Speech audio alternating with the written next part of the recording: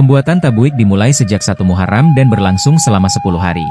Prosesnya melibatkan banyak tahapan seperti maambiak tanah, maambiak batang pisang, marak sorban, hingga puncaknya, hoyat tabuik, di mana bangunan tabuik diarak dan digoyang dengan semangat luar biasa oleh ratusan orang, sebelum akhirnya dilarungkan ke laut. Pelarungan tabuik ke laut bukan sekadar tontonan.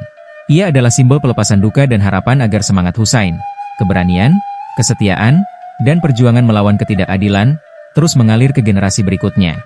Namun, seiring berjalannya waktu, makna tabuik mengalami transformasi. Dari yang dulunya merupakan ekspresi religius murni, kini menjadi festival budaya tahunan yang mampu menarik ribuan wisatawan. Pemerintah Kota Pariaman mengemasnya sebagai bagian dari identitas budaya dan pariwisata daerah, tanpa menghilangkan makna spiritual dan historisnya. Meski beberapa kalangan sempat mengkritik tabuik karena dianggap tidak sesuai dengan ajaran Sunni, masyarakat Pariaman tetap mempertahankannya sebagai bagian dari warisan leluhur. Tabuik bukan sekadar ritual, melainkan cerminan identitas dan kebersamaan. Hingga hari ini, tabuik tetap hidup, menjadi jembatan antara sejarah Karbala dan semangat kebudayaan pesisir Minangkabau. Ia membuktikan bahwa duka dan perjuangan bisa diwariskan, bukan dengan air mata, tapi dengan seni, kerja kolektif, dan semangat gotong royong.